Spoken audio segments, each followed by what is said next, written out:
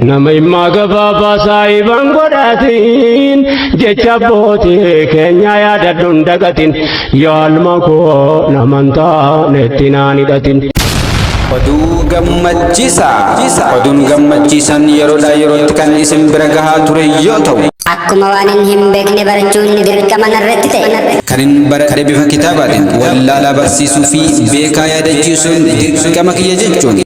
كتاب أصول الدعوة والإرشاد إلى عبادة رب العباد قبس برس إباف كنديس أستاذ عمر الشيخ Hundaamsa guddaadhaa dhaggeeffateen السلام عليكم ورحمة الله وبركاته يا كبجم توتا أستاذ في برتوتا كنن مركزة أولين أدى إرت أرقمت أكسمس حواس مسلمة الدنيا مر الرجل dadhabbii fi aarsa barbaachisu hunda kafalate hayyuu fi sheekan waliinis mari'ate kabajaa fi jaalalan kan isin affeerrate Ustaaz Umar Sharif gatin jechuun si harkisee bakkatiin jaallatin si dhaaba saahibni yoo gaarii.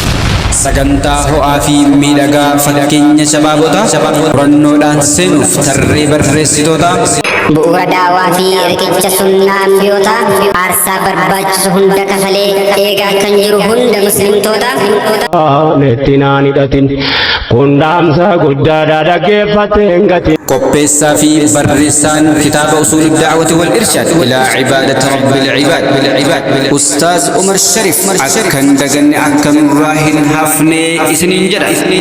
guyyaan waamicha kana fagaatee osoo hin turre bara 2025 akka lakkoofsa Itoophiyaatti baatii amma keessa jirru kana xumurree baatii itti aanu jechuunis Oktoobar guyyaa 8 isniina wallee galgala isaa jechuun si harkisee bakkatiin jaallatin si dhaaba saahibni yoo gaarii hin filatin.